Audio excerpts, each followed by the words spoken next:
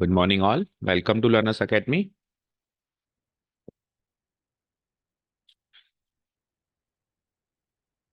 Hmm. So let's see today's topic, exercise number 13.2. We will start exercise today. Today's topic is uh, after the introductory part, we will continue with the exercise 13.2. Based on the topic, what was the topic name? Introduction में देखा था क्या? Multiplication of what? ना multiplication theorem of probability is the topic name. कल वाला revise नहीं किया?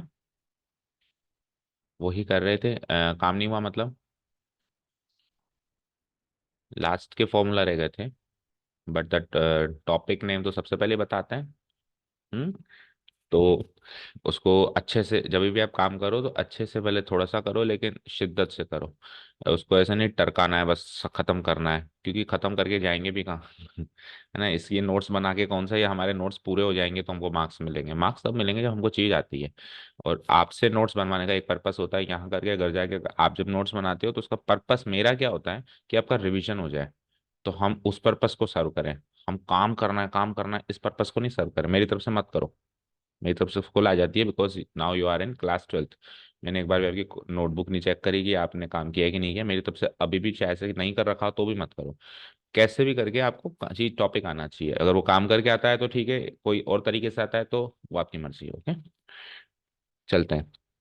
So multiplication theorem on probability को शॉर्ट में रिवाइज करते हैं। ये क्या कहता है कि जब दो इवेंट्स के साथ में घटित होने की संभावना चाहिए, जिसको अपन probability of A intersection B बोल, दो या दो से ज्यादा भी हो सकते हैं, तो आप क्या करोगे, दो प्रोबेबिलिटीज का मल्टीप्लिकेशन करोगे। दो प्रोबेबिलिटीज का क्या करोगे, मल्टीप्लिकेशन। अब अगर वो डिपेंडेंट है तो आप ऐसे करोगे, probability of A into probability of B होने, इन केस ए पहले हुआ है, या फिर probability of B into probability of A on B, in case B पहले हुआ है। तो ये वाला केस कौन सा है, जब इवेंट्स क्या हो, इवेंट्स क्या हो, डिपेंडेंट, डिपेंडेंट हो, है ना, क्या हो, डिपेंडेंट हो। और इन केस वो इंडिपेंडेंट है, दो ही तरह के इवेंट्स के बारे में यहाँ पे बताया गया है, डिपेंडेंट नहीं। अगर इन केस वो इंडिपेंडेंट है तो आप उनकी इंडिविजुअल प्रोबेबिलिटीज का प्रोडक्ट कर दोगे, प्रोबेबिलिटी ऑफ है ए इंटू प्रोबेबिलिटी ऑफ बी। तो ये वाला केस कब होगा, जब वो इवेंट्स इंडिपेंडेंट है। बस पूरी एक्सरसाइज इस चीज के इर्द गिर्द रिवॉल्व करेगी।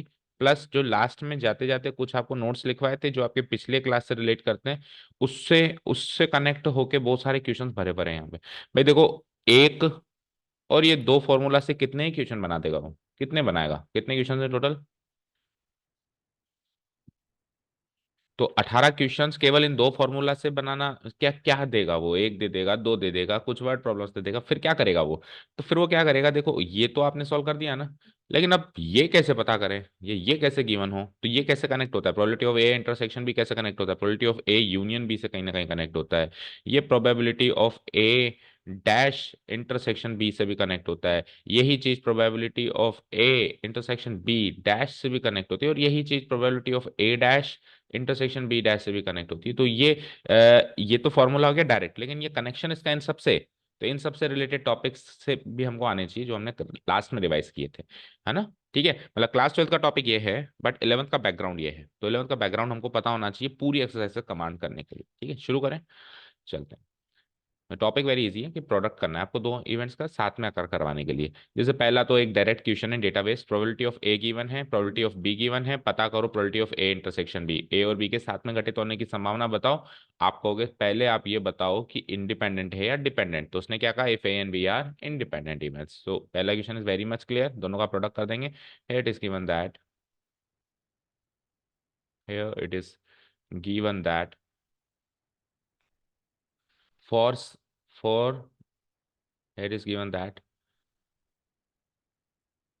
for two events A and B, for two events A and B, for two events A and B, दो इवेंट्स A एंड B के लिए क्या गिवन है, probability of A equal to 3/5 and probability of B is given as 1/5। दो events A और B थे, उनके लिए प्रोबेबिलिटीज गिवन है, and what we are required to find, we are required to find probability of A intersection B. This is what we need to find. Also it is given that the events are independent. Also, it is given that events A and B are independent. Events A and B are independent. देखो नाम से पता चल रहा है independent. मुझे independent क्या होता है, जिसको कोई फर्क नहीं पड़ता, वो इंडिपेंडेंट है। ठीक है ना, इंडिपेंडेंट। इसको इससे फर्क नहीं पड़ता, इसको इससे फर्क नहीं पड़ता, तो दोनों की अलग अलग प्रोबेबिलिटीज का प्रोडक्ट कर दो। ठीक है। So if they are independent, so we will find probability of A intersection B using the formula probability of A into probability of B. There will not be any conditional probability here because वो उनको depend ही नहीं कर रहे, तो क्या conditional probability होगी। So probability of A into probability of B करना है basically 3/5 multiplied by 1/5 which gives me 3/25. Okay, so you are going to face a subjective paper. Always write each and everything. ठीक है, presentation. चले second. अब देखो straight away आ गया ना word problem पे, क्योंकि देगा क्या इस टॉपिक में, ज्यादा कुछ देने के लिए नहीं है। फिर अभी वर्ड प्रॉब्लम्स खत्म करेगा ना थोड़ी देर के बाद, फिर आ जाएगा वो पुराने 11th क्लास के बैकग्राउंड पे। तो एक्सरसाइज ये अच्छी है ऐसा कह रहा हूँ, लेकिन बहुत इजी है, बस आप टॉपिक को पकड़े रखो, है ना। अगर कुछ मुश्किल है तो अगेन आई एम सेइंग, अगर कुछ मुश्किल है तो वर्ड प्रॉब्लम ही होगी। क्यों? वर्ड प्रॉब्लम अब भी मुश्किल नहीं लगेगी, बट प्रॉब्लम ये होगा कि जब आपने पूरा चैप्टर कर लिया, तो इसकी वर्ड प्रॉब्लम, उसकी वर्ड प्रॉब्लम, इसकी वर्ड प्रॉब्लम, तो ये पिक करना मुश्किल होगा कि मल्टीप्लिकेशन थ्योरम और प्रोबेबिलिटी की वर्ड प्रॉब्लम है, कि बेस थ्योरम की है, कि कंडीशनल प्रोबेबिलिटी की है, कि किसकी है। ये पिक करना मुश्किल होगा। तो इसीलिए केवल और केवल पढ़ के और मल्टीप्लिकेशन प्रोबेबिलिटी लगाना मत, ये सोचना कि क्यों मल्टीप्लिकेशन प्रोबेबिलिटी लगानी चाहिए इसमें। यानी क्वेश्चन ये इसी चीज का क्यों है, इस बात पे गौर करना। Question number 2, two cards are drawn at random. दो कार्ड्स निकाले गए। पहली चीज तो मल्टीप्लिकेशन थ्योरम में हमेशा एक इवेंट तो होगा नहीं, क्योंकि दो या दो से ज्यादा इवेंट्स की साइमल्टेनियस अकरेंस की, तो दो इवेंट्स जहां भी दिखे तो आपको लगेगा कि हाँ यार मल्टीप्लिकेशन थ्योरम होनी चाहिए। ठीक है ना, दो कार्ड्स निकाल रहे हैं, और ये भी पढ़ लेना कैसे निकाल रहे हैं, विथआउट रिप्लेसमेंट। तो विथआउट रिप्लेसमेंट कौन सा केस था, डिपेंडेंट इवेंट्स का केस था या इंडिपेंडेंट इवेंट्स का केस था। टेबल बनाई थी ना हमने, विथआउट रिप्लेसमेंट याद करो।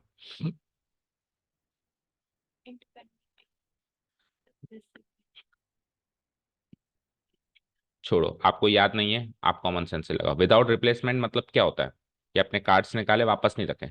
तो आपने जब वापस नहीं, जैसे एक कार्ड निकाला उसको वापस रखा नहीं, तो अब जब दूसरा कार्ड निकाल रहे हो तो पहले कार्ड के निकलने से उसकी प्रोबेबिलिटी प्रभावित होगी या नहीं होगी? क्यों नहीं होगी? आपने कार्ड वापस डाला ही नहीं ना, आपने कार्ड निकाल के अपने पास ही रख दिया। तो अब जब दूसरा कार्ड निकाल रहे हो तो उसकी प्रोबेबिलिटी प्रभावित होगी, क्योंकि एक पत्ता कम हो चुका है। आउट ऑफ 52 करते हम वैसे, लेकिन अभी हम आउट ऑफ 51 करेंगे, और इन केस अगर वही पत्ता निकाला है तो उसका फेवरेबल केस भी कम होगा, तो प्रभावित होगी। होगी तो ये डिपेंडेंट है, अगर नहीं होती तो वो इंडिपेंडेंट।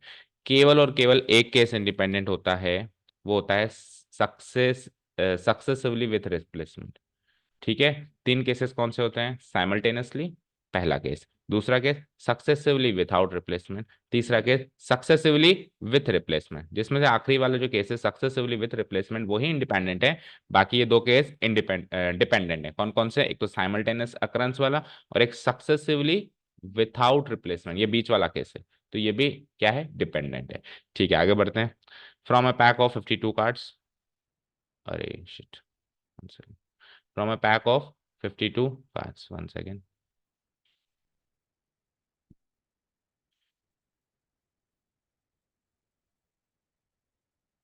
यही है क्या? From a pack of 52 cards, हम ये पत्ते निकाल रहे हैं, दो पत्ते। Fine, find the probability that both cards, अब यहां से मिल रहा है कि दोनों के दोनों कार्ड्स आपको ब्लैक चाहिए, यानी दो इवेंट साथ में घटित कराने हैं।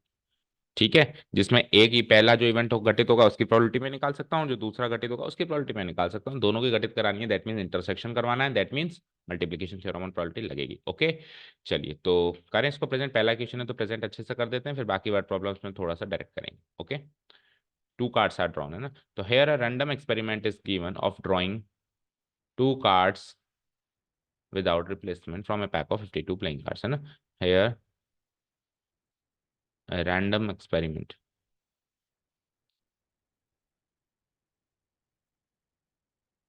is given of drawing, drawing what, two cards,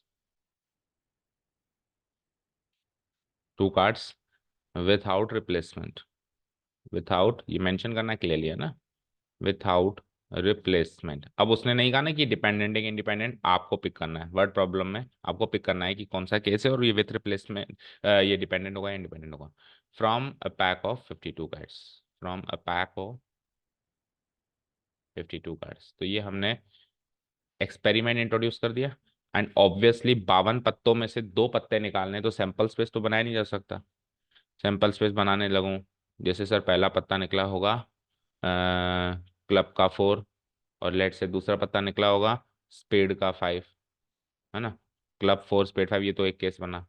अब फिर सर ऐसा भी तो हो सकता है कि पहला पत्ता निकला होगा डायमंड का एस, या दूसरा पत्ता ऐसे भी निकल सकता है डायमंड का 3। तो सोचो कितने केस बनेंगे, बहुत सारे केस बनेंगे। सोचो बताओ कितने बनेंगे। परमुटेशन कॉम्बिनेशन पढ़ा है ना। 52 कार्ड्स में से दो कार्ड्स निकालने हैं। 52 C आएगा बेटा, निकालना ही तो है, अरेंज थोड़ा ना करना है। कॉम्बिनेशन परमुटेशन में तो सीक्वेंस में, अभी मैं इसको इधर लग दूं तो भी वही सिलेक्शन माना जाएगा ना। तो 52C2 को आप सॉल्व करोगे तो इट इज लाइक 52 × 51, इसको सॉल्व करो, इतने केसेस बनेंगे।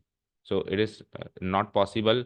और मेरे को पागल कुत्ते ने नहीं काटा है कि मैं लिखने बैठूं, ठीक है ना। और मतलब क्या है उसका, लिखने का मतलब क्या है, वैसे भी मल्टीप्लिकेशन थ्योरम में पता है, इस एक्सरसाइज में सैंपल स्पेस वहीं काम आएगा जब आपको डिपेंडेंसी चेक करनी हो कि इवेंट्स इंडिपेंडेंट हैं। एक दो क्वेश्चन है जिसमें आपको कहेगा चेक करके बताओ कि डिपेंडेंट है, अभी तो खुद ही कह रहा है, अभी तो खुद ही कह रहा है ना डिपेंडेंट है या इंडिपेंडेंट, कहाँ कह रहा है, ये लिखा हुआ है ना, ये कही तो रहा है कि डिपेंडेंट है।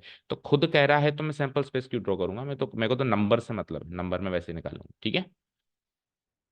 From A pack of 52 cards, so sample space तो ड्रॉ करना नहीं है ना, नंबर के बारे में सोचना है। अब आप को दोनों कार्ड्स क्या चाहिए, ब्लैक, तो इवेंट्स कंसीडर करना शुरू करो, ठीक है। Now let event, event A और बी ले लेते हैं या ई और एफ ले लेते हैं, ए और बी ले लेते हैं। Now let the event, A और बी ले लें, इवेंट ए बी दैट, पहला इवेंट ले लेते हैं, the first card, the first card drawn is black, पहला कार्ड ब्लैक है, ये पहला इवेंट मान लिया, ठीक है। And and and the event B be that, event B be that, ये क्या हो जाएगा, the second card drawn is also black, the second card drawn is black. पहला पत्ता निकाला वो भी ब्लैक चाहिए, और फिर दूसरा पत्ता निकाले वो भी ब्लैक चाहिए, the second card drawn is black, ये इवेंट बी मान लिया। अब आपको ये इवेंट भी घटित कराना है, पहला भी ब्लैक चाहिए और दूसरा रेड नहीं चाहिए, दूसरा ब्लैक चाहिए। अच्छा, कार्ड्स का डिस्ट्रीब्यूशन पता है ना, आई होप क्लास 12th में बताने की जरूरत नहीं है, कार्ड्स का डिस्ट्रीब्यूशन 52 कार्ड्स का डिस्ट्रीब्यूशन, ठीक है। 30 30, 13 13 नहीं, ब्लैक एंड ब्लैक के अलावा दूसरा कलर कौन सा होता है, रेड, तो ब्लैक कितने हैं, रेड कितने हैं, 26 26। फिर ब्लैक में दो सूट्स होते हैं, कौन कौन से, नाम पता है।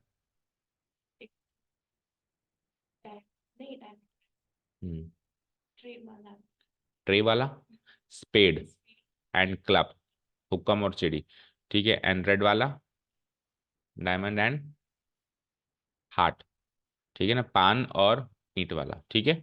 और उसके बाद फिर 13 13 डिस्ट्रीब्यूशन होगा। 13 के अंदर बताओ, 13 के अंदर कौन कौन से पत्ते होते हैं, सबसे पहला पत्ता कौन सा लिखेंगे हम। 1 को एस भी बोलते हैं, 1 को एस भी बोलते हैं और 1 भी बोलते हैं ना, 1 2 3 4 10 तक। उसके बाद नहीं, एस तो 1 हो गया ना। सीक्वेंस में बताओ, सबसे छोटा, जैसे सबसे छोटा 1 ले लिया, 1 2 3, जिसको 1 को एस भी बोलेंगे, ऐसे करते करते 10, 10 से जस्ट बड़ा, जैक से बड़ा क्वीन, क्वीन से बड़ी किंग, ठीक है। जिसमें से फेस कार्ड्स कौन कौन से होते हैं, कौन कौन से, जैक क्वीन किंग, तो ओवरऑल 52 पत्तों में कितने हो गए face cards, 12 face cards out of 52 and 40 non face cards, ठीक है। ये डिस्ट्रीब्यूशन बताना चाहिए। चलते हैं हमें, पहला कार्ड ब्लैक यानी कि, और दूसरा कार्ड भी ब्लैक, तो अब प्रोबेबिलिटी ऑफ ए पता लगाओ ना। सो प्रोबेबिलिटी ऑफ ए, तो आप पहला ही कार्ड निकाल रहे हो अभी, कितने कार्ड्स होते हैं, 52। और उसमें से ब्लैक कितने होते हैं? Black 13, 26। So probability of A क्या आ गई? 1/2। ठीक है। अब प्रोबेबिलिटी ऑफ बी निकाल रहा हूं, लेकिन केस क्या है? Without replacement. तो विथआउट रिप्लेसमेंट का केस है, तो अब मैं प्रोबेबिलिटी ऑफ बी नहीं निकाल रहा हूं, प्रोबेबिलिटी ऑफ बी ऑन ए निकाल रहा हूं। अगर ये विथ रिप्लेसमेंट का केस होता तो मैं सिंपली प्रोबेबिलिटी ऑफ बी निकालता, क्योंकि ये इंडिपेंडेंट इवेंट्स का केस हो जाता। लेकिन डिपेंडेंट इवेंट्स में पहली प्रोबेबिलिटी मल्टीप्लाइड बाय अगले की conditional probability, not the general probability. तो अब दूसरे की मैं क्या निकालूंगा? Conditional probability, not the general probability. And probability of B on A, मतलब ए हो चुका है। अब यहाँ पे probability of B on A निकालने के लिए मैं सेट थ्योरी नहीं लगाऊंगा कि probability of intersection B divide by probability of B, sample space में से नंबर ऑफ एलिमेंट्स देख रहा हूँ, वो सब नहीं लगाऊंगा। अब मैं यहाँ पे B on A common sense से निकालूंगा। ठीक है। 52 पत्ते थे, ए तो हो चुका है, एक पत्ता निकल चुका है, और वो पत्ता ब्लैक निकल चुका है। तो अब पत्ते कितने बचे? टोटल पत्ते कितने बचे?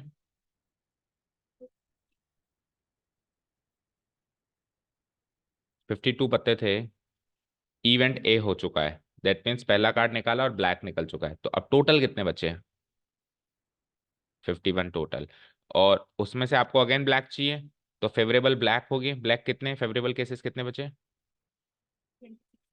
बेटा निकल गया ना एक तो ब्लैक।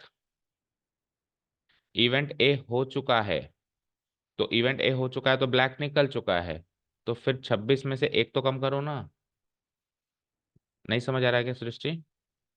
नहीं, why are you thinking you are studying probability? अगर हमने सोच लिया कि हम प्रोबेबिलिटी पढ़ रहे हैं, प्रोबेबिलिटी पढ़ रहे हैं, प्रोबेबिलिटी पढ़ रहे हैं, प्रोबेबिलिटी मुझे आती नहीं है, प्रोबेबिलिटी मेरे सिर के ऊपर से, why you thinking over that? We are generally discussing a case, let's say we are playing a game. एक 52 पत्तों का डैग है, ओके। उसमें से मुझे दो पत्ते निकालने हैं। अब इवेंट ए कहता है कि इवेंट ए पहले पत्ते से रिलेट करता है, पहला पत्ता ब्लैक निकले, ये तो है इवेंट ए। और इवेंट बी दूसरे पत्ते से रिलेट करता है, दूसरा पत्ता भी ब्लैक निकले, ये है इवेंट बी। तो मैंने पहले इवेंट ए घटित करवाया, तो ब्लैक थे 26 फेवरेबल केसेस, आउट ऑफ 52 1/2 निकाल दिया। अब इवेंट ए हो चुका है, बी ऑन ए का मतलब क्या होता है? बी निकाल रहे हो जब ए हो चुका है, क्योंकि विदाउट रिप्लेसमेंट का केस था। अगर ये विदाउट रिप्लेसमेंट का केस नहीं होता, मैं सिंपली प्रोबेबिलिटी ऑफ बी निकालता। क्योंकि क्या होता है, विथ रिप्लेसमेंट में तो पत्ता वापस रख दिया, वापस रख दिया तो वापस वही बात हो गई, 26/52। जब वापस ही पत्ता रख दिया तो फ्रेश डेक हो गया ना, वो फ्रेश पैक ऑफ 52 कार्ड्स हो गया। तो जो प्रोबेबिलिटी पहले थी वही प्रोबेबिलिटी बाद में। लेकिन प्रॉब्लम ये कि विथ रिप्लेसमेंट का केस है, तो अब आप प्रोबेबिलिटी ऑफ बी नहीं निकाल सकते, अब आप प्रोबेबिलिटी ऑफ बी ऑन ए निकाल सकते हो। मतलब ए हो चुका है और बी बताओ, कंडीशनल प्रोबेबिलिटी बताओगे बाबा ना। तो कंडीशनल प्रोबेबिलिटी में आपको ये सोचना होता है कि पहले क्या हुआ। तो पहले 52 पत्ते थे, पहले 52 पत्ते थे, जिसमें से 26 ब्लैक थे, 26 ब्लैक थे एंड 26 रेड थे, ओके। यही था केस। अब आपने एक पत्ता निकाल दिया विथआउट रिप्लेसमेंट, तो आपने रखा नहीं, तो अब आप सोचो बचे कितने? 51।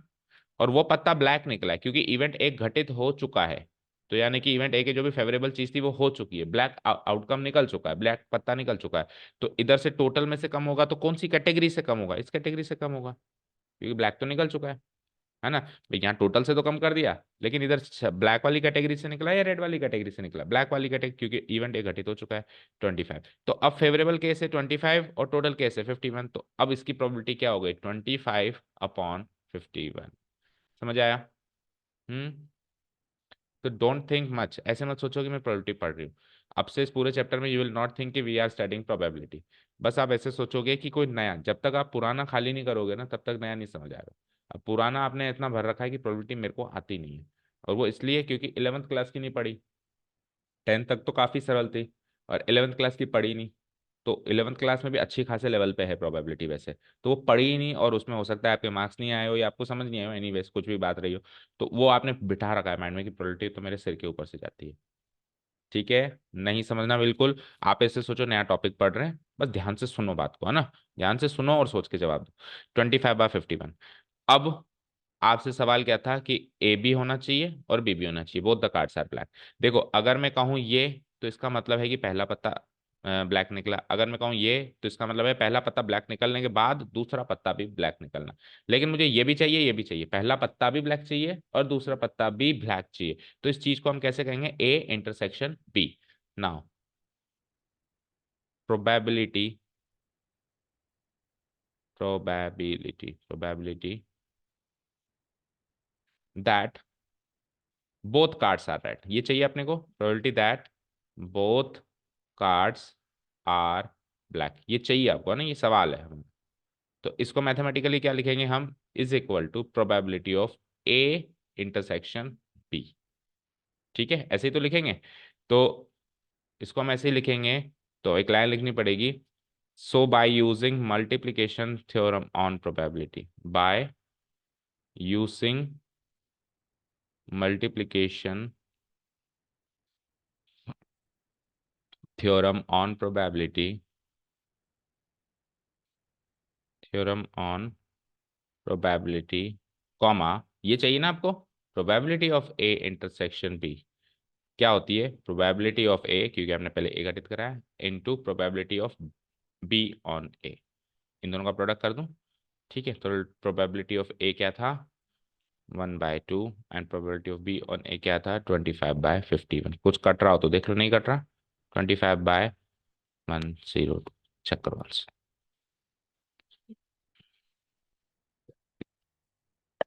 समझ आया?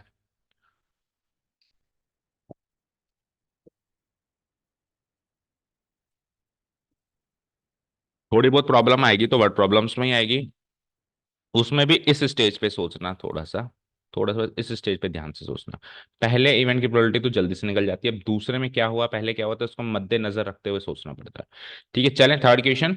अब स्टेप्स में थोड़ा स्किप कर रहा हूँ, और कैलकुलेशन पार्ट और अंडरस्टैंडिंग पार्ट पे फोकस करते हैं। मतलब स्टेप्स लिखूंगा पर इतने ज्यादा लेंदी ऐसे नहीं लिखूंगा, आपको हर एक क्वेश्चन में लिखने रैंडम एक्सपेरिमेंट ऐसे गिवन है या क्या। ओके, प्रैक्टिस उसी से करना, क्योंकि एग्जाम में तो वो लिखना ही पड़ेगा, नहीं तो मार्क्स नहीं देगा कोई भी, ये कट हो सकते हैं।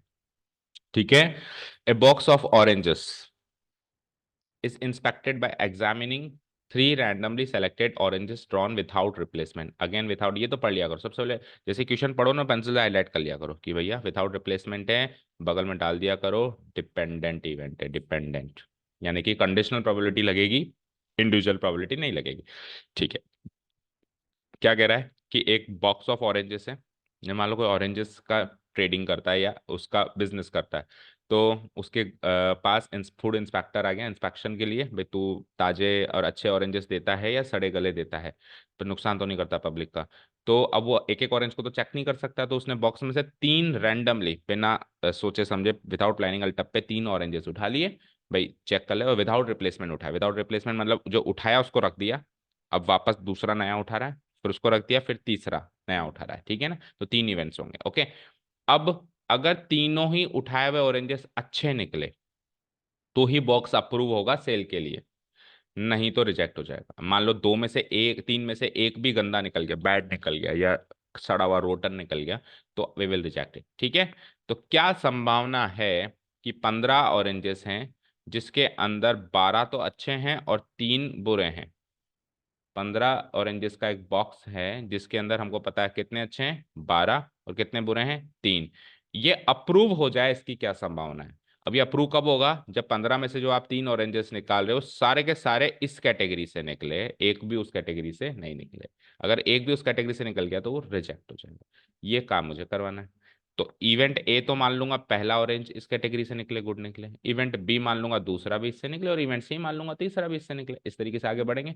और रैंडम एक्सपेरिमेंट इज गिवन, आप क्या लिखोगे, स्टार्टिंग कैसे करोगे, here random experiment is given of of randomly selecting three oranges from a box containing 15 oranges, out of which 12 are good and 3 are bad। ये रैंडम एक्सपेरिमेंट का introduction हो गया। Okay fine, now let the events A B, let the events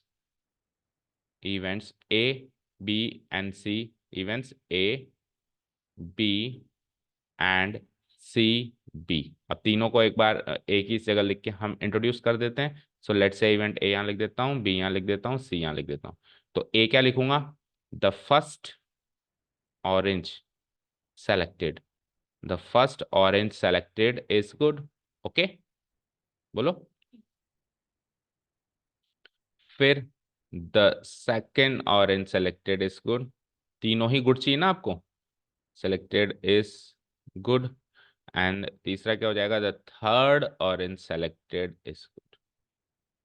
okay, case कौन सा है, with replacement या without replacement, ठीक है। तो अब तीनों की प्रोबेबिलिटी ओके, और मैं यहाँ पे टेबल बना लेता हूँ। आप भी चाहो तो जब आपने रैंडम एक्सपेरिमेंट इंट्रोड्यूस करवाया ना, उसके नीचे एक छोटी सी टेबल बना सकते हो। कैसे? Total oranges,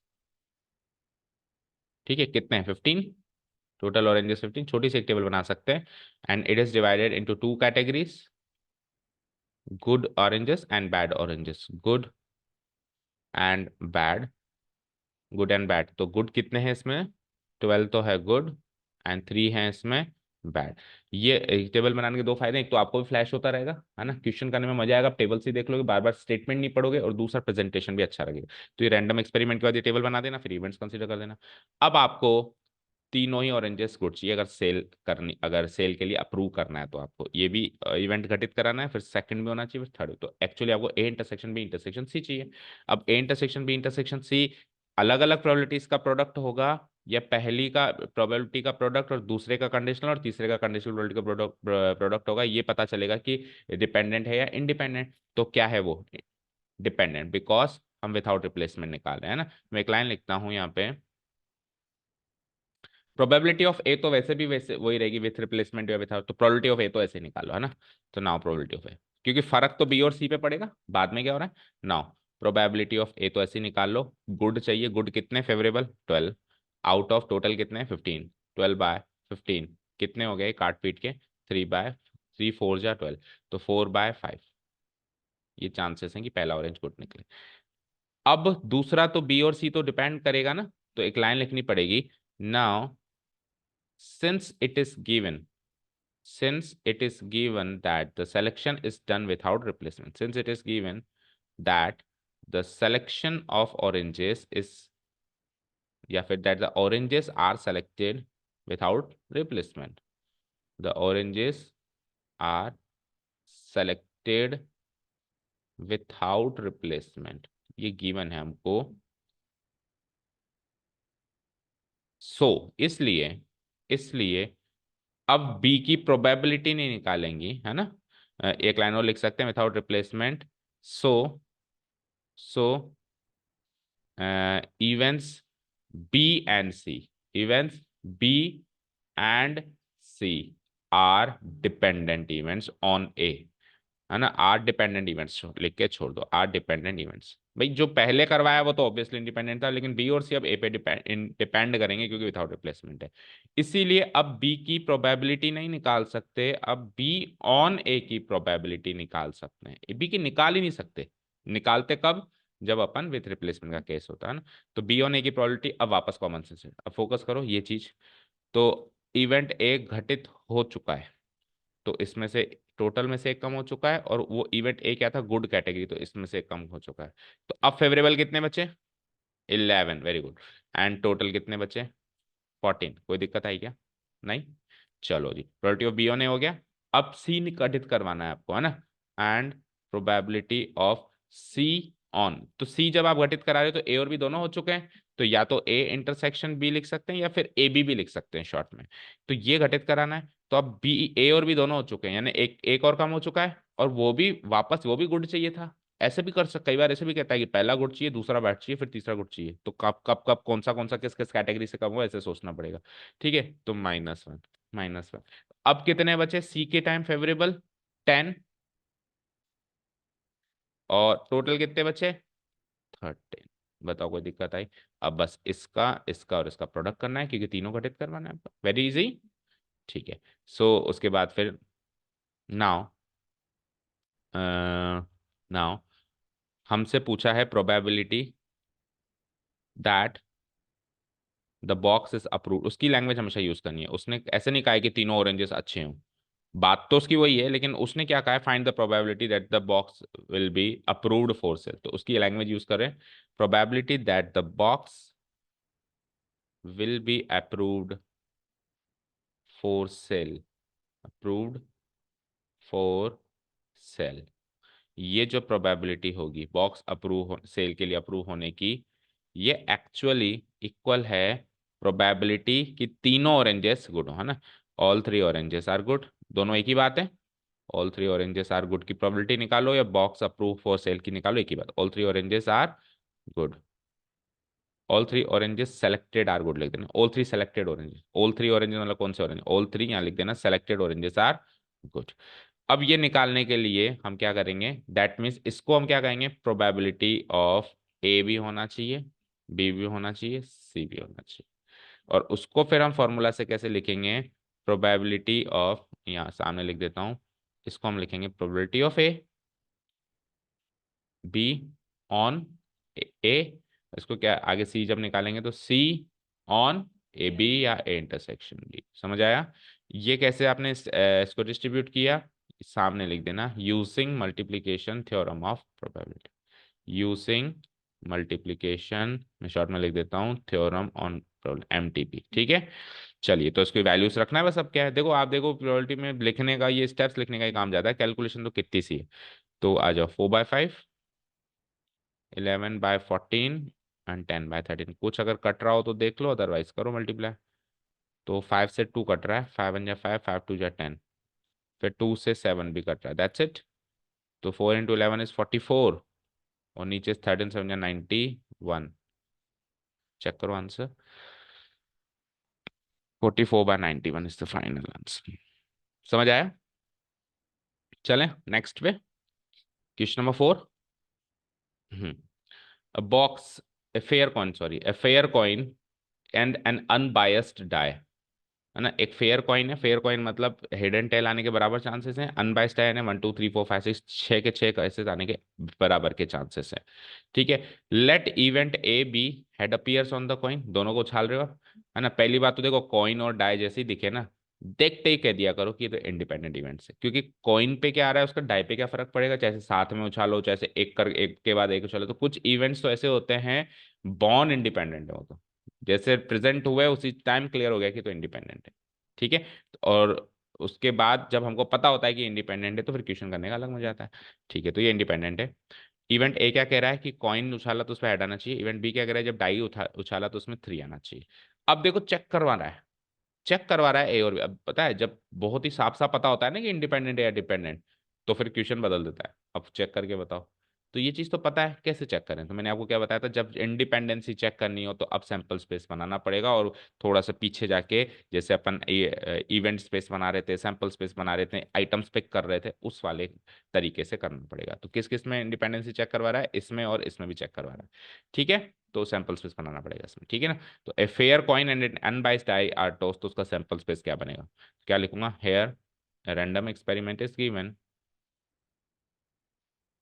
random experiment is given of tossing a fair coin and an unbiased है। ये हो गया एक्सपेरिमेंट इंट्रोड्यूस। सो सैंपल स्पेसेस, सो सैंपल स्पेस बताते हैं, एस इक्वल टू क्या क्या होगा देखते हैं। तो फेयर कॉइन में दो आउटकम्स, हेड टेल, और उसमें 1 2 3 4 5 6, तो 2 × 6 12 आउटकम्स पॉसिबल है। कैसे, हेड के साथ 1, फिर हेड के साथ 2, हेड के साथ, पहले हेड के लिख दे सारे, हेड के साथ 3, हेड के साथ 4, head 5, head 6, and tail 1, T2, T3, T4, T5 and finally T6। तो ये 12 के अलावा कुछ नहीं हो सकता, ठीक है फाइन। अब तो लिख भी दो, एंड इसके सामने लिख दो, एंड नंबर ऑफ एलिमेंट्स हो जाएंगे हमारे 2 × 6, या पहले भी कर सकते हो अब 12, ठीक है। आगे बढ़ते हैं। अब सैंपल स्पेस तो हो गया इंट्रोड्यूस, अब इवेंट्स क्या हैं और ए और क्या है बी क्या है वो लिखते हैं ना। वो तो गिवन है, आपको माननी है ना। No, events A and B are given as, events A and B are given as. So event A कैसे गिवन है, क्या गिवन है, कॉपी कर लो, head appears on the coin, and event B क्या गिवन है, 3 appears on the die, appears on the die, done, ठीक है। अब उसके हिसाब से ए और बी का इवेंट स्पेस बनाओ। सो ए के अंदर कौन कौन से आइटम सेलेक्ट हुए वहां से, हेड वाले यानी 6, H1, H2, H3, H4, H5 and H6, और ए एस लिख दिया, ए है ना ये तो। और बी के भी बताओ। Three appears on the die, तो थ्री वाले कौन कौन से कैसे थे, H3 और T3। डन। अब नंबर ऑफ एलिमेंट्स प्रोबेबिलिटी जैसे करते थे पहले, number of elements of A कितने हो गए, 1 2 3 4 5 6। Number of elements of B कितने हो गए, 2। तो यहाँ से प्रोबेबिलिटी, हाँ जैसे करते थे सेम वही, probability of A and probability of B अलग अलग निकालते हैं। बी ऑन एस में होगा नहीं क्योंकि इंडिपेंडेंट है, मुझे देखते ही पता है, वैसे तो डिपेंडेंसी चेक करनी है आपको। ठीक है। तो क्या करूंगा, प्रोबेबिलिटी ऑफ ए कैसे निकालूंगा, number of elements in A divided by number of elements in sample space. ये कैसे निकालूंगा, number of elements in B divide by number of elements in sample space. तो it will be like 6/12, that means 1/2, and this will be like 2/12 यानी कि 1/6। Okay. अब A intersection B भी निकालो। ठीक है ना, नाउ ए इंटरसेक्शन बी, तो दोनों में क्या कॉमन है, H3 ओनली। ठीक है, तो यहां से इसकी भी प्रोबेबिलिटी निकालो। Number of elements in A intersection B कितने आ रहे हैं, 1, और वहां से इसकी प्रोबेबिलिटी निकालेंगे। तो probability of A intersection B will be like number of elements in A intersection B divided by number of elements in S. तो ये हो जाएगा 1/6, क्यों 12, सैंपल स्पेस में तो 12 है ना। ठीक है। अब ए की भी प्रोबेबिलिटी आ गई, बी की भी आ गई, ए इंटरसेक्शन। अब इंडिपेंडेंट इवेंट्स कब होता था, जब ये प्रोबेबिलिटी दोनों का प्रोडक्ट आ जाए, याद है। तो अब चेक करो, ये 1/12 इन दोनों का प्रोडक्ट है ना, दैट मीन्स ये इंडिपेंडेंट इवेंट्स है। इंडिपेंडेंट इवेंट्स में प्रोडक्ट के बराबर आएगा और डिपेंडेंट में प्रोडक्ट के बराबर नहीं आएगा। और एक और था म्यूचुअली एक्सक्लूसिव, उसमें इसकी प्रोबेबिलिटी 0 आएगी, यहाँ पे कोई सेलेक्ट ही नहीं होगा, कोई कॉमन एलिमेंट ही नहीं सेलेक्ट होगा। ठीक है। So now so now probability of A into probability of B करके देखा मैंने। प्रोबेबिलिटी ऑफ ए क्या था, 1/2, प्रोबेबिलिटी ऑफ बी क्या था, 1/6, तो वो निकला 1/12, और 1/12 is nothing but probability of A intersection B. तो A into B, A intersection B की प्रोबेबिलिटी मैच हो रही है, ये चाहो तो एक लाइन में और लिख देना। So here probability of A intersection B is equal to probability of A into probability of B. Hence events A and B are independent. Events A and B are what? Independent events. Prove नहीं करना था, check करना था। अगर prove करना होता तो फिर प्रूव्ड लिख देना। ठीक है, डन। समझ आया। फिफ्थ वाला भी सेम है, कर दूं उसको डिलीट। फिफ्थ वाला थोड़ा सा डायरेक्ट कर रहा हूं मैं, इतने सारे स्टेप्स नहीं लिख रहा हूँ। A die marked 1 2 3 in red, 4 5 6 in green. तो एक डाई उछाल रहे हैं, लेकिन एक डाई के 6 नंबर्स आउटकम्स को 2 कलर में डिवाइड कर दिया है। 1 2 3 तो रेड में मार्क है, और 4 5 6 ग्रीन में मार्क है। तो सैंपल स्पेस जब हम इसका बनाएंगे तो कुछ ऐसे बनेगा। सैंपल स्पेस जब हम इसका बनाएंगे तो कुछ ऐसे बनेगा।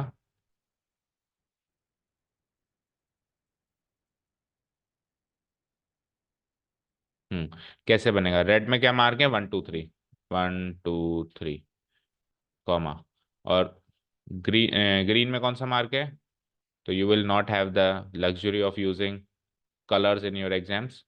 सो थोड़ा सा उस टाइम आप ऊपर RRR मार्क कर दो या GGG मार्क कर दो, या फिर ऐसे भी लिख सकते हैं R1 R2 R3, भाई थोड़ा हिंट मिल जाए, ये रेड है, और G4 G5 G6 एनीथिंग। तो अभी तो कलर्स थे मेरे पास तो मैंने लिख दिया ना, ये सैंपल स्पेस हो गया। इवेंट ए क्या है, नंबर इज इवन। ए क्या है, ए है नंबर इज इवन। ठीक है।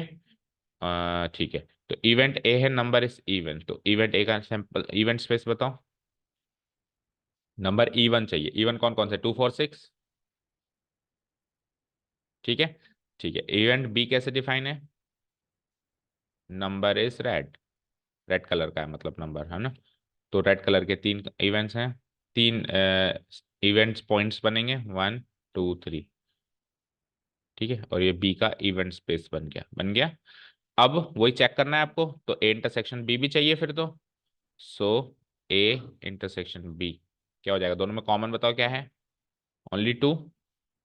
ठीक है, तो नंबर निकालो, यहाँ से number of elements in A कितने निकले, 3। यहाँ से number of elements in B कितने निकले, 3। यहाँ से number of elements in A intersection B कितने निकले, 1। ठीक है। ओके, सो प्रोबेबिलिटी निकालने अलग अलग, प्रोबेबिलिटी ऑफ ए निकालेंगे तो 3 बाय टोटल कितने हैं यहाँ पे, number of elements in S लिख देना 6, ठीक है ना। तो 3/6 फॉर्मूला लिखना, number of elements in A divide by number of elements in sample space, तो 3/6 which comes out to be 1/2।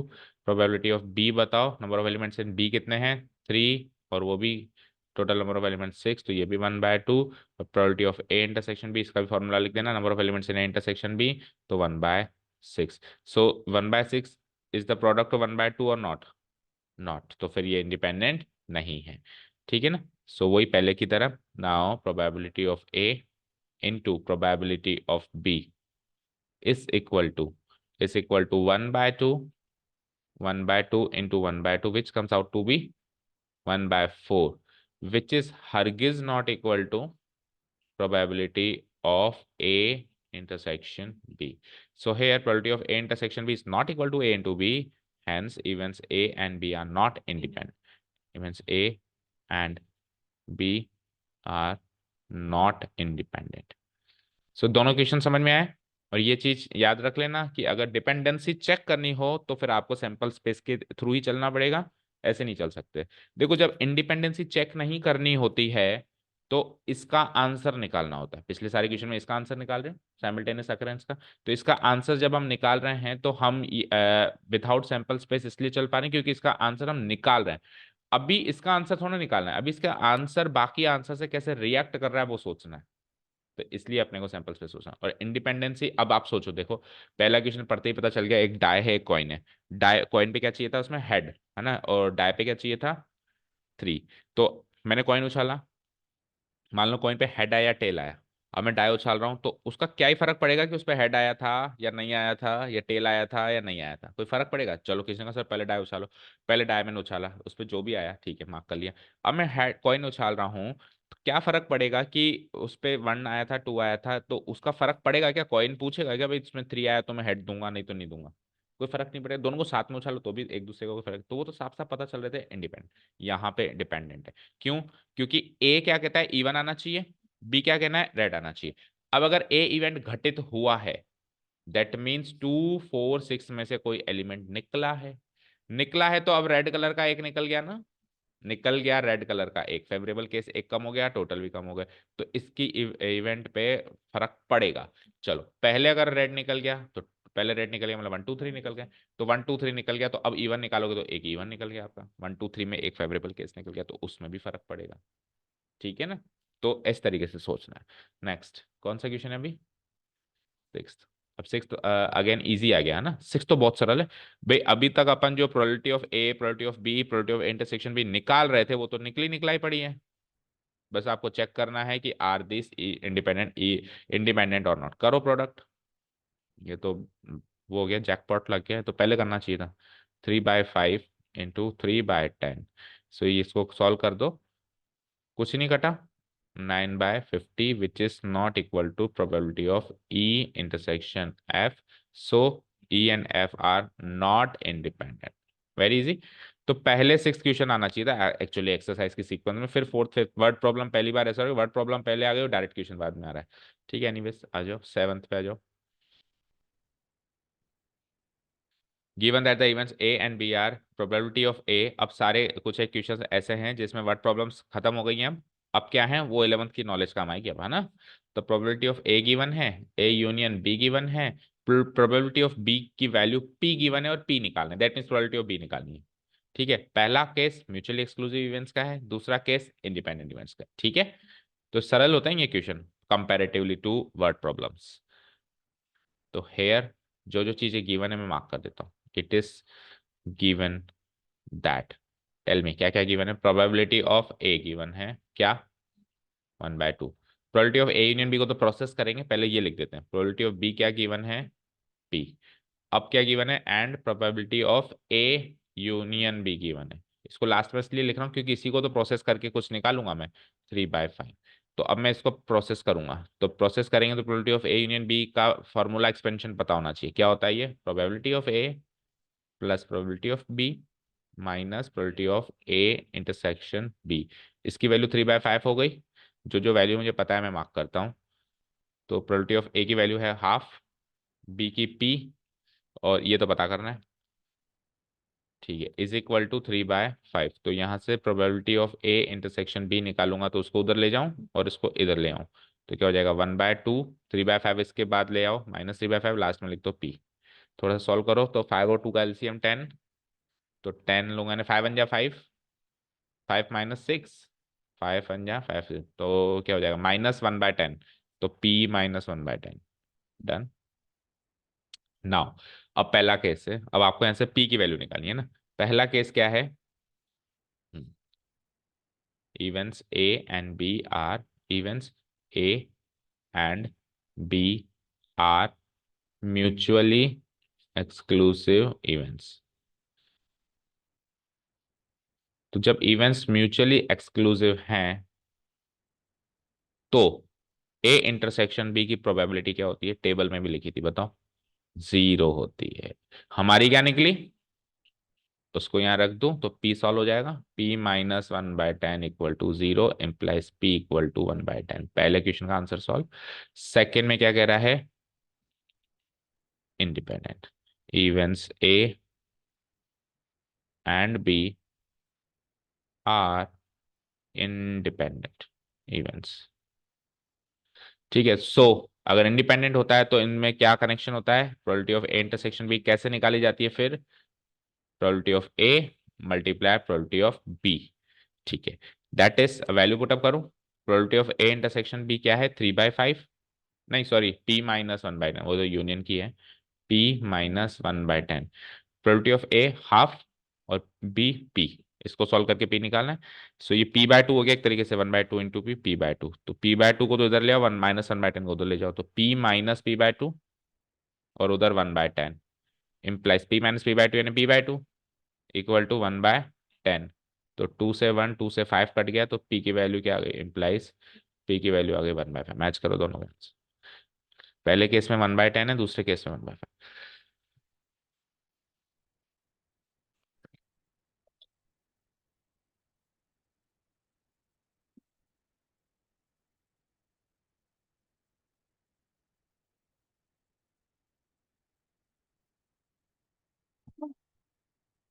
ठीक है, समझे, लॉजिक समझ में आया। ओके, क्वेश्चन पढ़ते ही देखो, म्यूचुअली एक्सक्लूसिव और इंडिपेंडेंट इवेंट्स का केस है, तो ए इंटरसेक्शन बी का तो लेना देना 100% है। ए इंटरसेक्शन बी गिवन है क्या, गिवन होता तो मौज हो जाती। ए यूनियन बी की जगह सपोज करो डायरेक्ट ही गिवन होता तो काफी ये वाला पार्ट करना ही नहीं पड़ता फिर ना, लेकिन उसने थोड़ा सा गेम खेला, उसने पुरानी नॉलेज चेक करी कि ए यूनियन बी से ए इंटरसेक्शन बी निकालना आता है क्या, निकाल लो पहले, फिर उसके बाद ये दोनों कॉन्सेप्ट लगा। नेक्स्ट क्वेश्चन 8 देखो, अगेन डायरेक्ट ए और बी इंडिपेंडेंट इवेंट साफ साफ गिवन है, साफ साफ ही अगर गिवन है, तो प्रोबेबिलिटी ऑफ ए और प्रोबेबिलिटी ऑफ बी से पहले probability of A intersection B निकाल लूं मैं। पहले लिख देना, here it is given that this also it is given that a and b are independent events, so probability of a intersection b will be equal to probability of a into probability of b। First question, first, हाँ ये first question भी हो जाएगा, yes ये तो first question भी हो जाएगा, क्लियर। तो 0.3 इंटू 0.4, दैट मीन 0.12, तो ये यहाँ से आप क्वेश्चन नंबर 1 का आंसर कर सकते हो उसको, ठीक है ना। लेकिन आगे अब ये औरों में भी काम आएगा, ठीक है, क्योंकि इंडिपेंडेंट इवेंट्स जहाँ भी दे दिया वहाँ पे इंटरसेक्शन बी का लेना देना है और वही काम आएगा। ठीक है, सेकंड क्वेश्चन क्या है, ए यूनियन बी, निकालो फॉर्मूला से, probability of A plus probability of B minus probability of A intersection. ये लिखने के पहले probability of A intersection B A into B होगा, ये लिखने से पहले लिख लेना, it is given that A and B are independent events, या तो उधर लिख देना या फिर इसके सामने लिख देना because A and B are independent events, तभी आप इसको इसमें तोड़ पाए। ओके, ठीक है, तो probability of A is given as 0.3, 0.3 plus 0.4 minus A intersection B कितना गिवन था, हमने निकाला था अभी अभी 0.12, तो 4 और 3 7, 0.70 हो जाएगा ये, माइनस 0.12, 70 में से 12 गई तो 60 58, 0.58। ठीक है, दूसरा थर्ड क्वेश्चन देखो, ए ऑन बी कंडीशनल प्रोबेबिलिटी निकालो। अब आपने ए इंटरसेक्शन बी निकाल लिया तो कंडीशनल, अब पहले एक्सरसाइज वाला फॉर्मूला लगाओ, क्या लगता है, probability of A intersection B divided by probability of B. Okay, so A intersection B की प्रोबेबिलिटी वही पहले क्वेश्चन से निकाल रखी है, वो हर जगह काम आएगी। 0.12 divided by probability of B तो गिवन है, 0.4 को 0.40 लिख दो, 12/40 हो जाएगा, 4 3 जा 12 एंड 4 10 जा 40, यानी 0.3। ठीक है, लास्ट ये फोर्थ वाला देखो, फोर्थ वाला क्वेश्चन है probability of B on A, है ना।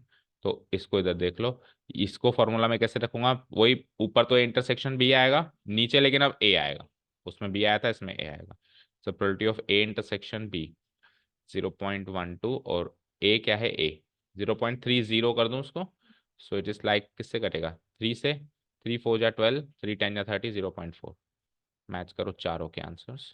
पहला आंसर 0.12, दूसरा आंसर 0.58, तीसरा 0.3 एंड चौथा 0.4। ओके, चलें आगे, very easy.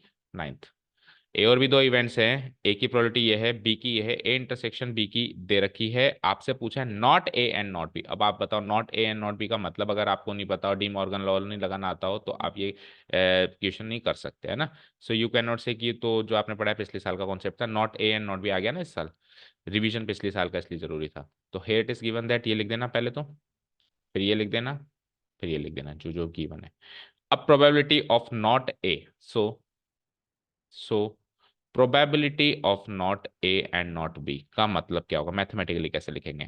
Probability of not ए का मतलब, एंड का मतलब, नॉट बी का मतलब, ठीक है। डी मॉर्गन लॉ लगा दूं, तो डैश को अगर कॉमन बाहर लेके जाना है मुझे, तो ए यूनियन बी का होल डैश हो गया ये, और इसकी प्रोबेबिलिटी ब्रैकेट डबल लगेगी, ठीक है ना। ए यूनियन बी का होल डैश हो गया, डी मॉर्गन इस सामने लिख देना, using de Morgan's law, using de Morgan's law, ये हमने इसको एक्सपैंड किया क्लास 11 का नॉलेज को यूज करके।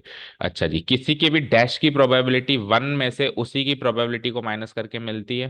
भाई ए डैश की probability 1 minus probability of A, B dash की प्रोबेबिलिटी 1 माइनस प्रोबेबिलिटी ऑफ, तो A union B whole dash की probability 1 minus probability of A union B. और probability of A union B अभी कर ही रहे थे पिछले क्वेश्चन में सॉल्व, कैसे निकलता है, probability of A plus probability of B minus probability of A intersection B, और इन तीनों की प्रोबेबिलिटी क्वेश्चन में गिवन है। ठीक है, ये ब्रैकेट जरूर लगाना, बिकॉज ये माइनस साइन है बाहर, तो अब अंदर के साइन भी चेंज होगा। So let's put the values finally. So 1 minus probability of A क्या था, 1/4, प्लस बी क्या था, 1/2, माइनस इंटरसेक्शन बी क्या था, 1/8। सो इट्स लाइक 1 माइनस, पहले ब्रैकेट के अंदर सॉल्व कर लें, 8 एलसीएम आ जाएगा, 4 2 जा 8, 2 4 जा 8, 8 1 जा 8। So it's like 1 minus 6 minus 1, 5/8, तो 1 माइनस 5/8 इज 3/8। आंसर मैच करो।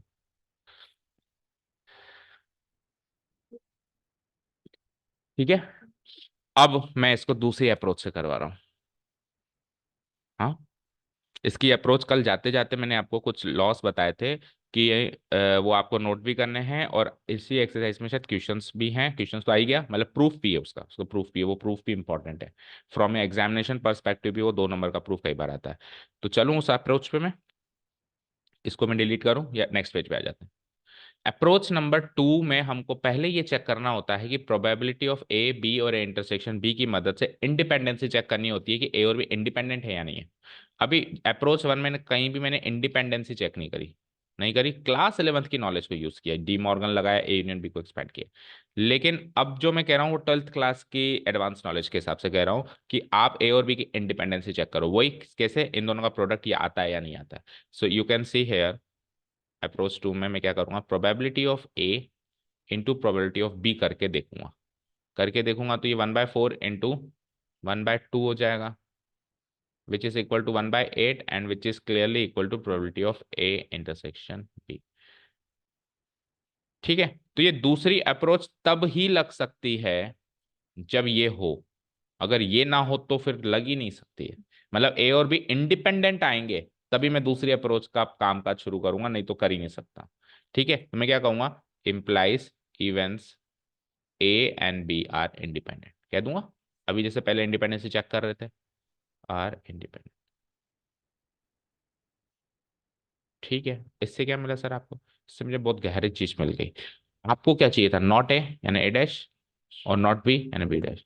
तो इससे ए और बी इंडिपेंडेंट हैं, तो ए डैश और बी डैश भी इंडिपेंडेंट होंगे।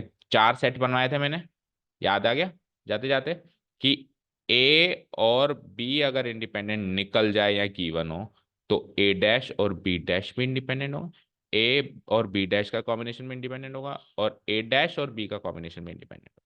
चारों सेट इंडिपेंडेंट के पेयर में बनेंगे। इसका प्रूफ जो है वो आपको एग्जाम्पल से देखना है या हम देख लेंगे कब फिर लास्ट में। तो अभी मुझे क्या चाहिए, मेरे को चारों से मतलब नहीं, मुझे अभी ए डैश और बी डैश चाहिए, तो वो इंडिपेंडेंट होंगे ना। So A dash and B dash are also independent. अब अगर इवेंट्स इंडिपेंडेंट है तो उनकी प्रोबेबिलिटी उनकी इंडिविजुअल प्रोबेबिलिटीज का प्रोडक्ट होता है।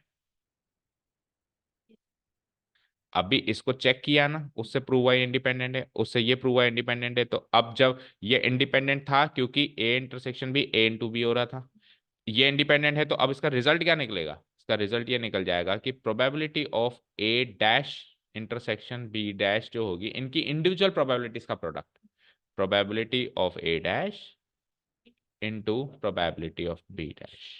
ये मैं तभी ब्रेक कर पाया क्योंकि ये इंडिपेंडेंट है, नहीं तो नहीं कर पाता, नहीं तो फिर वो डी मॉर्गन लगाता। और ये चाहिए आपको, नॉट ए नॉट बी का मतलब तो यही होता है ना, यही तो चाहिए आपको।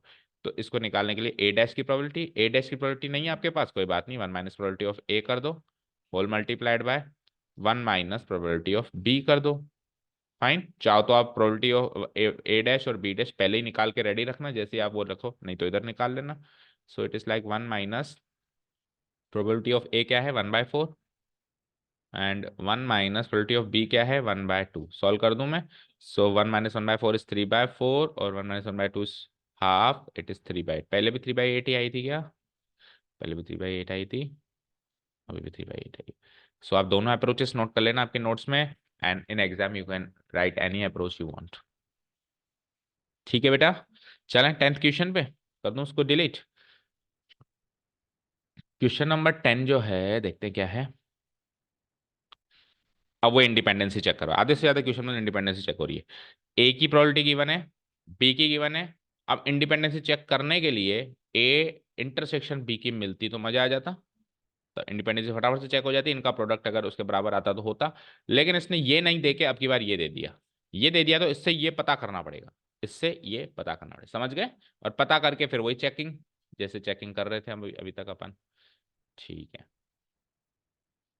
तो वही काम काज लिख देता हूं मैं। Here it is given that probability of A is given is this, probability of B is given is this, और प्रोबेबिलिटी ऑफ नॉट ए और नॉट बी, अब इसको डिकोड करना है, करें। प्रोबेबिलिटी ऑफ, अब मुझे बताओ नॉट ए और नॉट बी का मतलब क्या होता है, नॉट ए और नॉट बी, इसका मतलब क्या होता है कि ए डैश और बी डैश, ए तो होता है, अच्छा, नॉट ए और नॉट बी क्या होगा, probability of A dash union, और को यूनियन लगाते हैं बी डैश, तो इसका मतलब 1/4 हो गया। लेकिन मुझे इससे मतलब नहीं है, मुझे तो आप वो बताओ ए इंटरसेक्शन बी, तो डी मॉर्गन से इसको चेंज करें, तो डैश को अगर मैं कॉमन ले लूं तो प्रोबेबिलिटी ऑफ यूनियन का क्या हो जाएगा इंटरसेक्शन, तो ए इंटरसेक्शन बी का, तो एक ब्रैकेट और लगेगा, ए इंटरसेक्शन बी, तो A intersection B whole dash तो सेट थ्योरी, और इसकी भी क्या चाहिए प्रोबेबिलिटी इक्वल टू 1/4। अब किसी भी चीज के डैश की प्रोबेबिलिटी कैसे निकाली जाती है, one minus probability of A intersection B, इसकी वैल्यू हो गई 1/4। तो यहां से probability of A intersection B finally मुझे मिल गई, 1/4 को उधर ले जाएं तो 1 - 1/4 विच गिव्स मी 3/4। ये चाहिए था, आ गया। अब वही चेकिंग, इन दोनों का प्रोडक्ट ये बनता है क्या, बिल्कुल नहीं बन रहा, कहाँ बन रहा है, नहीं बन रहा है क्या, बन रहा है। सो हेयर, तो ऊपर लिख देना नाउ चेकिंग इंडिपेंडेंसी, नाउ जब भी पूछे ना इंडिपेंडेंट है या नहीं है तो एक लाइन लिख देना, भाई हम ये चेक करने वाले हैं, हम चेकिंग इंडिपेंडेंसी, या डिपेंडेंसी भी लिख सकते हो, इंडिपेंडेंसी चेक होगी तो डिपेंडेंसी भी चेक हो जाएगी, है ना। Checking dependency oblique independency, here probability of A multiplied by probability of B will be equal to 1/2 multiplied by 7/12, that is equal to 7/24, and it is not equal to probability of A intersection B. Hence, they are not independent. They are dependent. ऐसे भी लिख सकते हैं they are dependent या not independent. Hence, events A and B are not independent, not independent, और not independent को हम चाहें तो डिपेंडेंट भी लिख सकते हैं। देखो पीछे आंसर किस फॉर्म में, नॉट इंडिपेंडेंट है ना, कहीं नॉट डिपेंडेंट लिखा हुआ हो, उल्टा हो जाएगा, नॉट इंडिपेंडेंट होना चाहिए। सही है। चलें नेक्स्ट क्वेश्चन पे, कितने हैं टोटल, 18, अभी कितने किए, 10th, तो वैसे आधी तो कर लिए, और पूरे आज कर नहीं सकते, मतलब कर तो सकते हैं बट वो भेजे में नहीं जाएगा, फिर ओवरबर्डन हो जाएगा ना। तो 11th और कर लो, क्योंकि 11th इसी सीरीज का दिख रहा है, फिर वापस वर्ड प्रॉब्लम शुरू कर दी इसने, थोड़ा कंफर्ट जोन में लाके फिर कल से वर्ड प्रॉब्लम्स देखेंगे, है ना। एंड होपफुली नीचे की वर्ड प्रॉब्लम्स फिर अच्छी वाली होंगी, है ना। तो 11th और कर लेते हैं, ये इसी सीरीज का दिख रहा ही है ना। दो इंडिपेंडेंट इवेंट से साफ साफ आपको ही कह दिया मजे करो, और ए की प्रोबेबिलिटी दे दी, बी की दे दी, ये सब, ये सारी चीजें फाइंड करो, ठीक है। ओके, तो ये इजी लग रहा है वैसे तो, देखते हैं। सो सबसे पहले तो इंडिपेंडेंसी चेक नहीं करनी, निकालनी नहीं है, गिवन है कि इंडिपेंडेंट है, ये सारी चीजें निकालनी है ना। तो हेट इज गिवन दैट, जो जो गिवन है, प्रोबेबिलिटी ऑफ ए गिवन है उसमें, और प्रोबेबिलिटी ऑफ बी भी गिवन है इसमें, ओके, ठीक है। And it is also given that the two events are independent, लिख देना। It is also given that events A and B are independent events. So पहला क्वेश्चन हो जाएगा यहाँ से, ए एंड बी का मतलब होता है probability of A intersection B, और इंडिपेंडेंट ही है जब, तो अलग अलग प्रोबेबिलिटीज का product, probability of A into probability of B.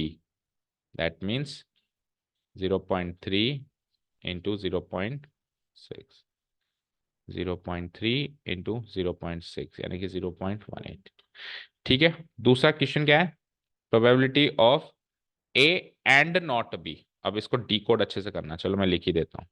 ये पहला क्वेश्चन था, दूसरा क्वेश्चन क्या है, ए एंड नॉट, तो इसका मतलब हो गया, इसकी डिकोडिंग शुरू हो रही है, ए एंड का मतलब इंटरसेक्शन, नॉट बी का मतलब बी डैश, ठीक है। अब इसको कैसे सॉल्व करूंगा, ए इंटरसेक्शन बी डैश, कल बताया था ए तो पूरा चाहिए, बी नहीं चाहिए, तो probability of A minus probability of A intersection B, B dash क्यों, ए इंटरसेक्शन बी डैश में प्रोबेबिलिटी ए तो पूरा चाहिए, और इनका इंटरसेक्शन, इनका जो कॉमन पार्ट है वो माइनस करना पड़ेगा ए में से, तभी तो ये ए माइनस बी या A intersection A minus B भी कह सकता हूँ मैं इसको, या ए इंटरसेक्शन बी डैश भी कह सकता हूँ। ये ए माइनस बी भी है, कल को probability of A minus B पूछ ले तो भी यही बात है, उसमें भी ए में से ए बी की इंटरसेक्शन की प्रोबेबिलिटी हटेगी, ठीक है। ओके, सो ये तो टोटल सेट थ्योरी पे बेस्ड क्वेश्चन आ गया है। चलो put the values, probability of A कितनी थी, 0.3, ये कल तक नहीं था, अभी तो पता है 0.18, तो 30 में से 18 गए तो 0.12। चले थर्ड क्वेश्चन पे, थर्ड क्वेश्चन है प्रोबेबिलिटी ऑफ ए और बी, इससे सरल क्या आएगा, ए और बी, क्या होता है ए और B, A union B, A union B क्या होता है बोलो, probability of A plus probability of B minus probability of A intersection B. A B है, बी बी है, ए इंटरसेक्शन बी बी निकाल लिया हमने, ए क्या गिवन था, बी क्या गिवन था, और ये क्या निकाला, 0.18। सो 0.6, 0.9, 90 हो गई है, 0.90, 90 में से 18 आ गया तो 72, 0.72। लास्ट क्वेश्चन चले, क्वेश्चन नंबर 4 देखते हैं इसका, वो क्या है, नाइदर ए,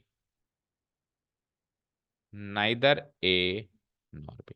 अब कभी भी ये नाइदर नॉर में कंफ्यूज हो ना, तो ऐसे सोचा करो कि नाइदर नॉर आइदर और का उल्टा है, नाइदर नॉर किसका उल्टा है, आइदर और का उल्टा है, आइदर और तो और के बराबर है, देखो नाइदर नॉर आइदर और का उल्टा है, और आइदर और एस सेम एस और, आपको बताया था, बस और में हम दो से ज्यादा भी जोड़ सकते हैं, और आइदर और में दो ही जोड़ते हैं, ये डिफरेंस है। यानी कि आइदर और का के बराबर है, यानी नाइदर नॉर जो है और का उल्टा हो गया, यानी ए यूनियन बी का उल्टा हो गया, क्या हो गया, ए यूनियन, यानी कि इसका मतलब ही यही हो गया कि probability of A union B का डैश, ए यूनियन बी का उल्टा, तो 1 minus probability of A union B, और 1 ए यूनियन बी की प्रोबेबिलिटी अभी अभी निकाली हमने 0.72, दैट की comes out to be 0.28, minus करो आंसर।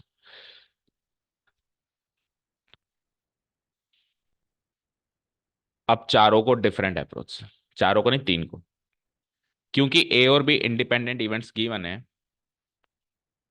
अगर ए और बी इंडिपेंडेंट इवेंट्स गिवन है तो यहां से ए डैश और बी डैश भी इंडिपेंडेंट होंगे, साथ में ए एंड बी डैश भी इंडिपेंडेंट होंगे, साथ में ए डैश एंड बी भी इंडिपेंडेंट होंगे।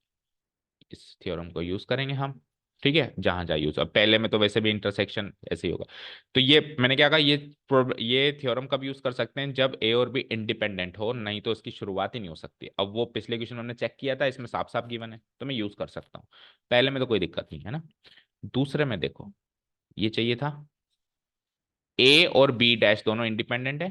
देखो लिखो A and B dash independent, तो इनकी इंटरसेक्शन की प्रोबेबिलिटी, इनकी अलग अलग प्रोबेबिलिटीज का प्रोडक्ट नहीं होगा क्या?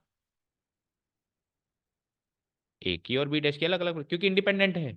अगर इंडिपेंडेंट नहीं होते तो इसके अलावा और कोई चारा नहीं होता क्लास 11th के लॉजिक्स की यूज करने के अलावा, लेकिन क्लास 12th के लॉजिक्स में तब यूज कर सकता हूँ जब ये दोनों इंडिपेंडेंट है। ये कहाँ से पता चला? क्योंकि ए और बी इंडिपेंडेंट है। तो प्रोबेबिलिटी ऑफ ए क्या है बताओ? 0.3। और बी डैश की प्रोबेबिलिटी निकाल नहीं सकते क्या? एक काम करना, जैसे आपने ऊपर लिखा ना, तो लगे हाथ दोनों के डैश की प्रोबेबिलिटी निकाल लेना, क्योंकि काम तो आ ही रही है ना। प्रोबेबिलिटी ऑफ ए डैश कितनी हो जाएगी? 0.7, वन में से माइनस करके। प्रोबेबिलिटी ऑफ बी डैश, अगर आपने सोचा भी मुझे ये लॉजिक्स यूज करने, तो डैश की प्रोबेबिलिटी पहले ही निकाल के बैठ जाना, 0.4। चलो बी डैश की probability 0.4 comes out to be, पहले से क्या आ रहा था? सिंपल। चलो इसको देखो, यूनियन में कोई चांस नहीं है, यूनियन में तो करना ही है ना। इंटरसेक्शन, सीधा सीधा इंटरसेक्शन, सीधा सीधा यूनियन पूछ ले तो उसमें तो ट्रेडिशनल मेथड ही करना है, इसमें वापस यूज हो सकता है ये। नीदर ए, नीदर ए, ए नहीं चाहिए मतलब आपको, ए नहीं चाहिए। नीदर ए नॉर बी का मतलब क्या है? ना तो ए चाहिए ना ही बी चाहिए। ए नहीं चाहिए मुझे, एंड इंटरसेक्शन बी भी नहीं चाहिए। भाई दोनों काम होने तो इंटरसेक्शन। और आप खुद सोचो, अभी आपने लिखा ही है ना ये, कि ए यूनियन बी का होल डैश जो होता है ए डैश इंटरसेक्शन। भाई चलो, आप यहां से यहां नहीं पहुंच पाए, आप यहां से यहां तो पहुंच पा रहे हो। और इसको डी मॉर्गन लॉ से ऐसे नहीं लिख सकता क्या मैं? तो चाहो तो आप डायरेक्ट लिख लो, चाहो तो आप दो स्टेप में लिख लो, ए यूनियन बी का whole dash A dash intersection B dash using de Morgan's law. अब ए डैश और बी डैश भी तो क्या है? इंडिपेंडेंट है। तो उनके इंटरसेक्शन की प्रोबेबिलिटी उनकी अलग अलग प्रोबेबिलिटीज का प्रोडक्ट नहीं होगा क्या? होगा। So probability of A dash ऊपर से कॉपी करो 0.7, probability of B dash is 0.4, that means 0.28। ठीक है। तो इन दो क्वेश्चंस में हम सेकेंड अप्रोच से भी चल सकते हैं, लेकिन उसके लिए फिर अपने को ऊपर ये चीज लिखनी पड़ेगी। तो अभी अपन ने दो तीन बार यूज कर लिया कि ए और बी इंडिपेंडेंट है, तो ये तीन सेट भी इंडिपेंडेंट, लेकिन इसका प्रूफ नहीं किया। इसका प्रूफ इंपॉर्टेंट है, 1 से 2 नंबर का। अब एग्जाम्पल में देखना, अगर कहाँ लिखा हुआ है देखो, ये इधर ही लिख, नहीं इससे ऊपर, ये देखो यहाँ तो रिजल्ट लिखा हुआ है, इससे ऊपर ये है इसका proof. Example 13, prove that E and F are independent events, then so are the events E and F dash करवा। इसने एक ही करवाया, तो एक भी कर लोगे तो बाकियों का हिंट्स मिल जाएगा। करके देखना, नहीं आया तो पूछ लेना। ठीक है, बाकी क्वेश्चंस कल देखें अभी। नहीं, शाम को तो आज मूवी प्लान है। कितने बजे? नहीं, वो मूवी के लिए बुलाया होगा। पता नहीं, उन्होंने तो 3 बजे मूवी रखी है, भूल गए होंगे, या तो कंफर्म कर लेना एक बार। तो कोई बात नहीं, तो केवल आपको बुलाया या मतलब 12th वालों को बुलाया? आप दो ही तो नहीं आ रहे बेटा, वो सब मूवी देखने आ रहे हैं। चलो एक कंफर्म, एक बार और कंफर्म कर लेंगे उनसे। ठीक है, और इन केस अगर आप दो ही बच्चे आओगे तो सुधाकर सर ऊपर बैठ के पढ़ा लेंगे, या ऑफिस में भी बंद कर देंगे तो शोर नहीं हो, आवाज नहीं जाएगी, वहां पे बैठ के पढ़ा लेंगे। ठीक है, सो आई यू कमिंग फॉर मूवी? अगर क्लास होगी तो नहीं आ पाओगे। 4:30 से 5:30, तो ठीक है, जितनी हो भाई, जितना आ सको उतना आ जाना। हाँ, 3 बजे। ठीक है। Thank you so much for listening to us, have a nice day, keep learning and